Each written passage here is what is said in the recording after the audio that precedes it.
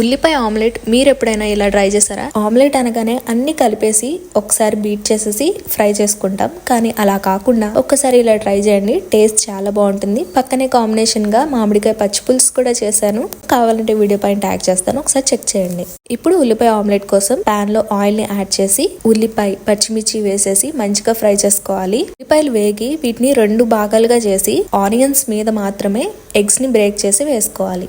పైన కాస్త ఉప్పు అలాగే కారంని స్ప్రింకిల్ చేసేసి నచ్చితే కాస్త ధనియాల పొడి కూడా యాడ్ చేయండి. టేస్ట్ చాలా బాగుంటుంది. వెంటనే కదిపేయకుండా మూత పెట్టి ఒకే 1 నిమిషం మగ్గించి ఆ తర్వాత మరొక వైపుకి ఫ్లిప్ చేయాలి. చూసారా, ఫ్లిప్ చేయగానే ఆనియన్ ఎంత బాగా వేగుందో. సో లైట్ గా ప్రెస్ చేస్తూ మరోవైపు కూడా 2 నిమిషాలు ఫ్రై చేశాక స్టవ్ ఆఫ్ చేసేయండి. 2 భాగాలుగా కట్ చేసుకొని హ్యాపీగా ఎవరి హాఫ్ వాళ్ళు తినేయచ్చు. ఇక మామిడికాయ పచ్చి పులుసుతో ఈ ఉల్లిపాయ ఆమ్లెట్ కలిపి తింటే అబ్బబ్బబ్బా ఏమన్నా టేస్ట్ అసలు నెక్స్ట్ లెవెల్ అంతే.